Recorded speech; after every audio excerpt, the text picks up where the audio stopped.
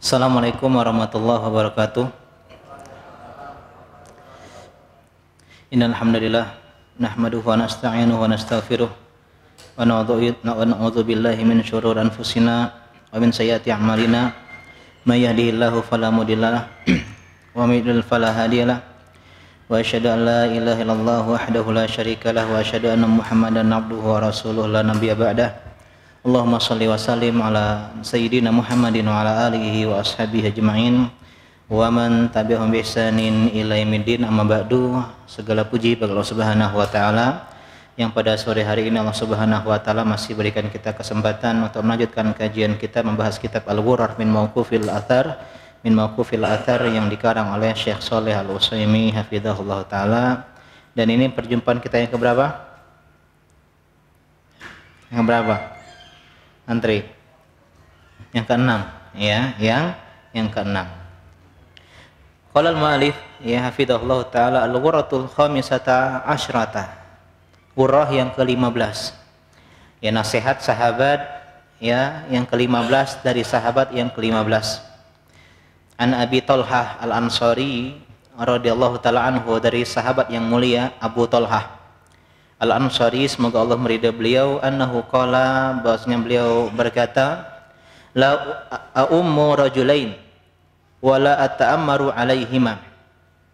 Aku tidak mau menjadi imam di antara dua orang. Jadi kalau ada dua orang, beliau enggak mau jadi imam. Ya, wa la ata'ammar alaihima, atau dia enggak mau ngimamin dua orang dan tidak mau menjadi pemimpin meskipun ya rakyatnya cuma dua orang. Ya, rawahu Ahmad fi zuhdi wa isnaduhu sahih. Riwayat Imam Ahmad, ya, dalam muqayyad dikatakan fi zuhdi karena dikatakan mutlak. Kalau dalam musnad, ya, tanpa sebutan, ya, secara mutlak berarti di musnad. Kalau di selain musnad harus ditambah dengan taqyidnya fi zuhdi, contohnya di dalam kitabnya Az-Zuhud, dan sanadnya sahih.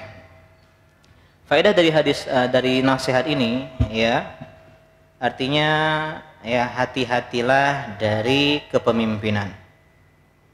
Ya, berhati-hati dari kepemimpinan.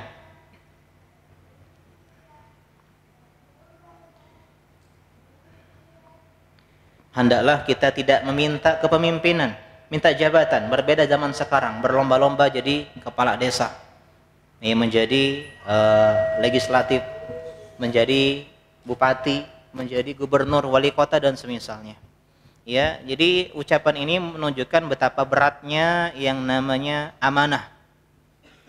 Hendaklah kita menjauhi kepemimpinan, ya, karena beratnya tanggung jawabnya.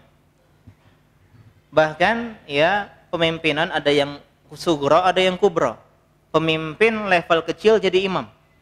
Ya, di antara faedah dari ucapan ini beratnya amanah menjadi imam salat. Karena kata Nabi SAW, al-imanu dhamin, imam itu menanggung. Menanggung apa? Salat jamaahnya. Ya, karena itulah, ya, beliau di sini Abu Thalhah enggak mau menjadi seorang imam.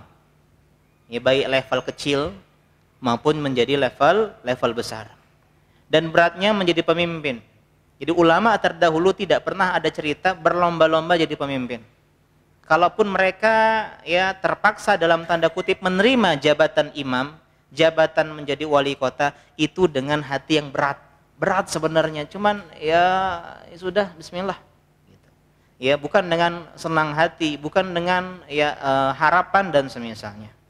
Dan juga dalilnya, ya, ini menunjukkan hendaklah kita bersikap tawadhu, sebagaimana Abu Thalhah, beliau bilang, ya, beliau tawadhu, saya enggak mau jadi imam, saya tidak mau menjadi pemimpin, padahal beliau adalah seorang sahabat di antara sahabat-sahabat Nabi, ya, radhiyallahu taala anhum. Sekarang kita bahas biografi beliau, Abu Thalhah Al-Ansari.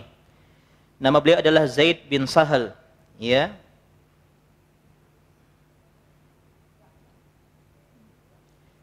Wa Abu Thalhah Al-Ansari huwa Zaid ibnu Sahal ibni Al-Aswad Al-Ansari Al-Khazraji.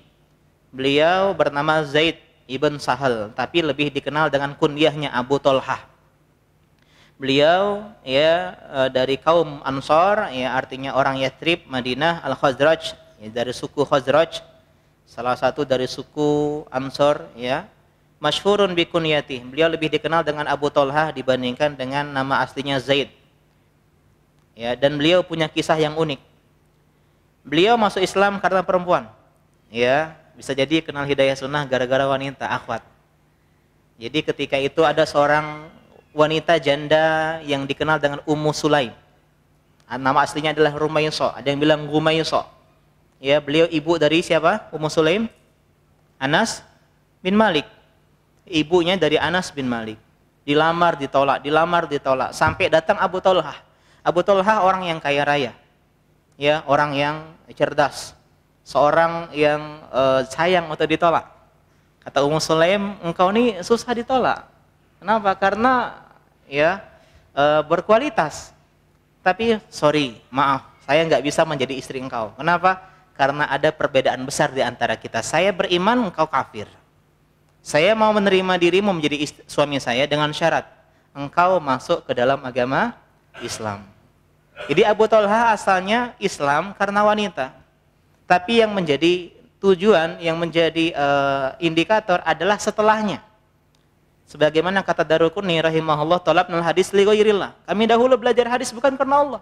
Mungkin gara-gara jabatan, harta, ya wanita dan semisalnya tahta fa'aba an yakuna illa lillah. Tapi semakin kami belajar, semakin ilmu itu membimbing kami, menuntun kami untuk meniatkan ikhlas karena Allah Subhanahu wa taala. Awalnya karena perempuan, tapi semakin belajar semakin wah enggak boleh nih masuk Islam karena perempuan. Dan benar terbukti beliau menjadi seorang sahabat yang mengikuti semua peperangan, ikut Bait Aqabah yang kedua, ya, dan menjadi seorang sahabat yang dikenal karena puasanya, karena dermawannya. Ketika beliau mendengar firman Allah, walan tanalul birra ya hatta tunfiqu mimma tuhibbun, engkau tidak akan mencapai derajat albir, ketakwaan, kebajikan, sampai menyedekahkan harta yang paling kau cintai. Beliau menyedekahkan kebun beliau yang dekat dengan masjid, yang dekat dengan rumah Nabi. Jadi tanahnya sekarang itu ya termasuk bagian dari masjid. Mahalnya luar biasa. Antum bayangin aja kalau di luar di luar Masjid Nabawi itu 1 meter berapa mahalnya. Ini itu di luar, di pelataran, apalagi di dalam Masjid Nabi sekarang. Disedekahkan karena Allah Subhanahu wa taala, dan beliau dikenal dengan orang yang juga ahli berpuasa, dan dikisahkan di sini yaitu beliau wafat sanata arba'in wa thalasin ghaziyan fi bahrir rum al-ma'ruf al-yawma bil bahril abyad al-mutawassit wa dufina fi jaziratin minhu wa qila bil Madinah wa huwa ashharu wal awalu asah. Beliau wafat tahun 34 ya Hijriah ketika berperang di Laut Romawi yang sekarang dikenal dengan Laut Putih Tengah, ya, Laut Tengah. Dan beliau dimakamkan di salah satu pulau atau daerah di sana. Ada yang mengatakan di Madinah, dan di Madinah lebih masyhur kata beliau, yang lebih tepat adalah yang pertama. Bisa jadi yang masyhur itu tidak tepat. Ya, sebagaimana belum tentu yang masyhur salah. Ya, jadi masyhur bukan indikator kebenaran, meskipun dalam sejarah merupakan salah satu indikator, ya, tapi itu tidak menjadi indikator mutlak. Itu sahabat Nabi siapa? Yang ke-15 adik-adik? Abu Thalhah Al-Ansari. Ya, yang beliau juga kisahnya ketika Abu Umair putra beliau sakit, kemudian Ummu Sulaim tidak menceritakan, itu adalah kisah tentang Abu Thalhah. Kemudian yang selanjutnya Al-Ghuratus Sadisata Asyrata, ya, nasihat yang ke-16 dari sahabat yang ke-16, an Huzaifah ibn al-Yaman, dari sahabat yang bernama Huzaifah bin Yaman.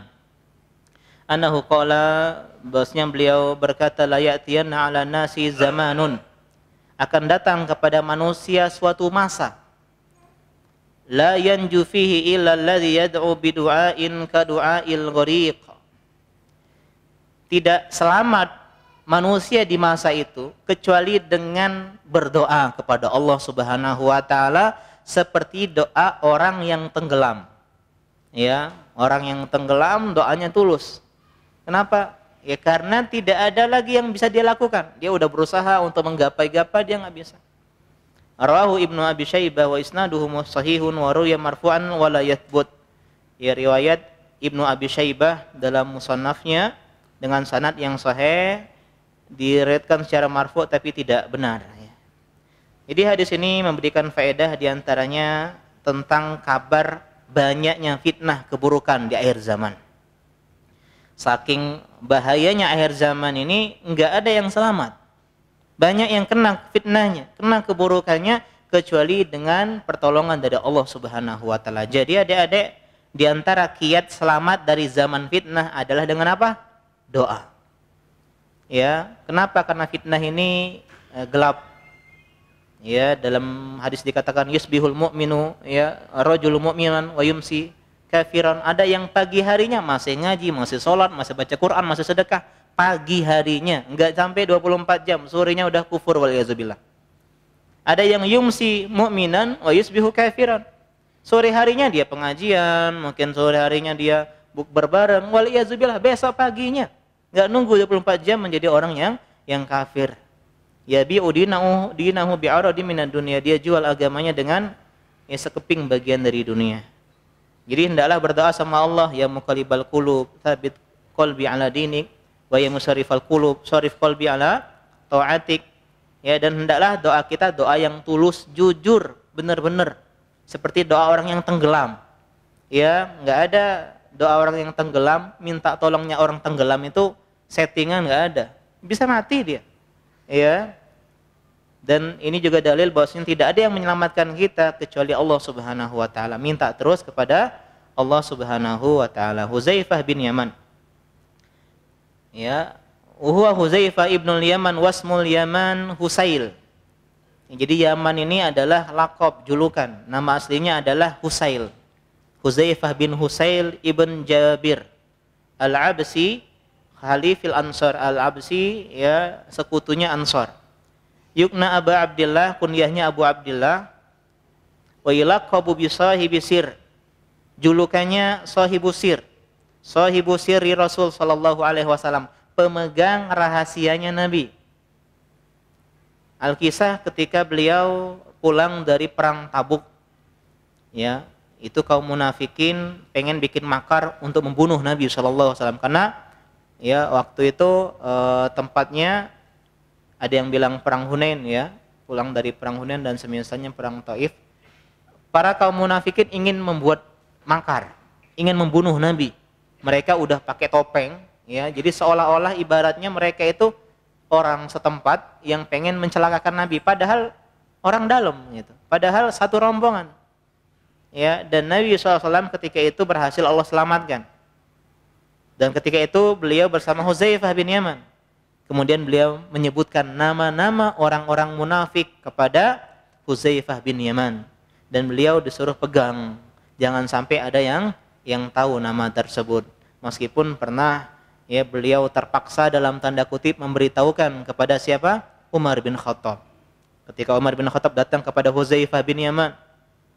Apakah beliau Nabi SAW menyebut namaku di antara barisan orang-orang munafik? Lihat Umar bin Khattab.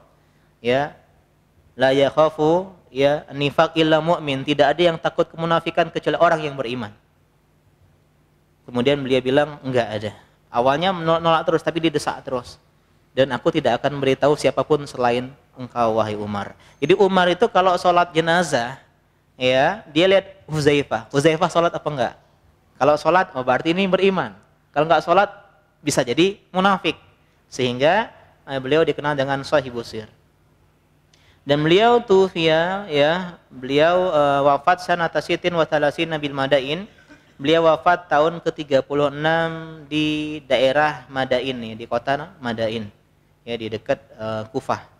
Kemudian yang terakhir kita bahas Al-Ghurrah As-Sabi'ata Asyrata yang ke-70, yang ke-17 ya, ini yang ketiga setiap pertemuan 3 ya. Dari Ammar bin Yasir. Ammar bin Yasir radhiyallahu ta'ala anhuma annahu qala thalathun man jama'ahunna jamal iman. Siapa yang mengumpulkan 3 sifat ini pada diri seseorang, maka dia adalah orang yang mengumpulkan keimanan pada dirinya. Yang pertama al-insafu min nafsik, objektif, adil terhadap diri sendiri. Ini berat. Ya, adil terhadap diri sendiri. Jangan sampai kecintaan, kebencian bikin kita enggak adil.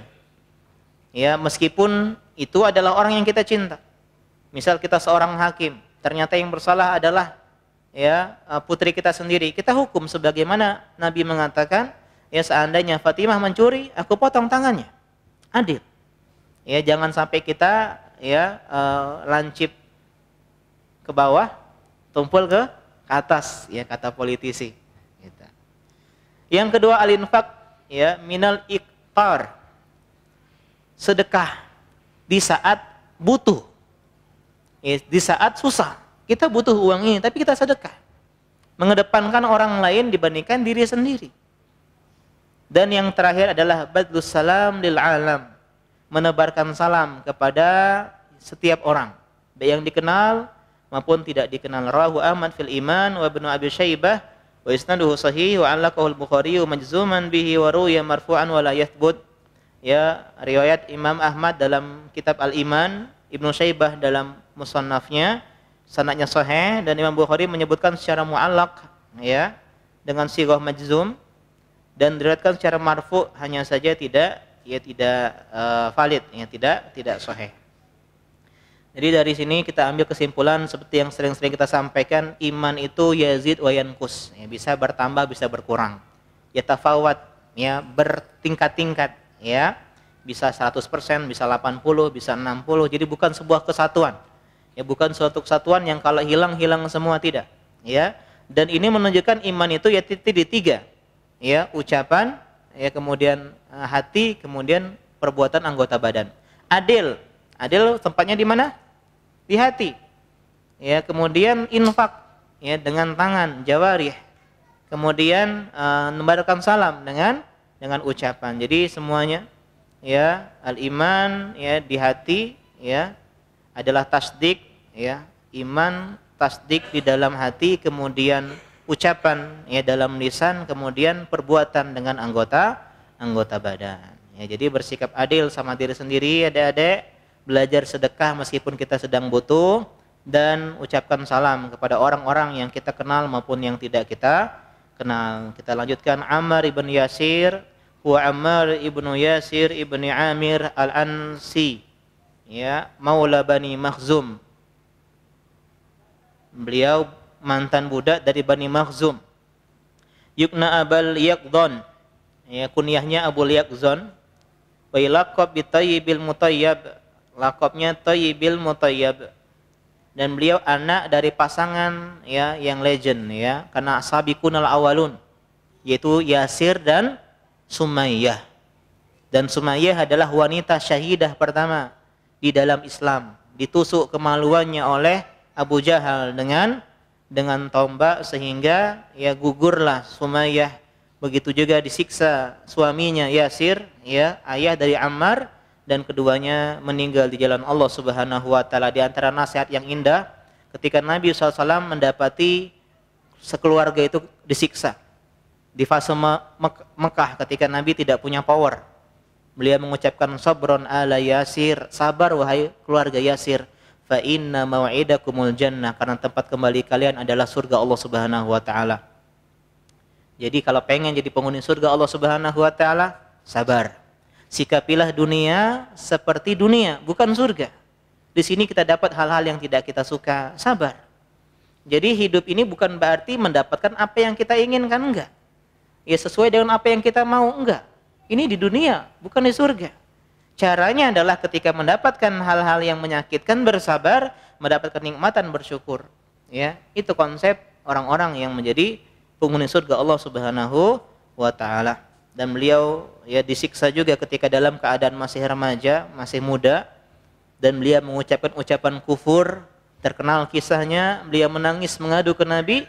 Kata Nabi SAW, orang-orang yang kufur adalah yang mengucapkan karena ya kehendaknya sendiri, bukan orang-orang yang dipaksa, ya bukan orang-orang yang dipaksa dan tapi hatinya tetap berada teguh di atas keimanan. Ya, kemudian tufiya sanata 37 fi Siffin min nawahi Raqqah bi Suriah, dan beliau wafat di tahun ke-37 di perang Siffin, perang yang merupakan fitnah antara kaum muslimin, perang antara ya Ali bin Abi Thalib dan pasukannya dengan Muawiyah bin Abi Sufyan ya dengan pasukannya ya, dan ketika itu Ammar bin Yasir berada di pihak Ali bin Abi Thalib. Dalam sebuah hadis dikatakan ya Ammar akan diperangi, dibunuh oleh kelompok yang melampaui batas ya, yang keliru dalam berijtihad, meskipun mereka tetap mendapatkan kebaikan ya, karena mereka adalah ahli ijtihad. Ya Muawiyah bukan tidak mau membaiat Ali bin Abi Thalib, hanya saja menunda pembaiatan karena ingin Ali menyelesaikan dulu masalah antara Utsman bin Affan rahimahullah dengan pembunuh-pembunuhnya yang ketika itu ya basisnya besar. Sedangkan Ali lebih memilih untuk memperbaiki ya internal dulu, baru memperbaiki yang, karena berat ya, mengurusin masalah eksternal itu berat. Buktinya Muawiyah ketika jadi khalifah nggak bisa memberantas pembunuh Utsman bin Affan secara keseluruhan. Hanya saja ini ya kita menahan lisan kita dari mencela salah satu dari keduanya ya, dan beliau wafat ya di pinggiran Roqah di daerah Suriah ya, di Syam. Itu 3 sahabat ya. Apa yang pertama ada Abu Talha Al-Ansari, yang kedua Huzaifah bin Yaman, yang ketiga Ammar bin Yasir. Setidaknya kita kenal sudah 17 sahabat ya, setidaknya mengenal nama-nama mereka dan kita teladani nasihat-nasihat mereka. Demikian kita akhiri, semoga bermanfaat. Subhanaka Allahumma wa bihamdika asyhadu an la ilaha illa anta astaghfiruka wa atubu ilaik. Assalamualaikum warahmatullahi wabarakatuh.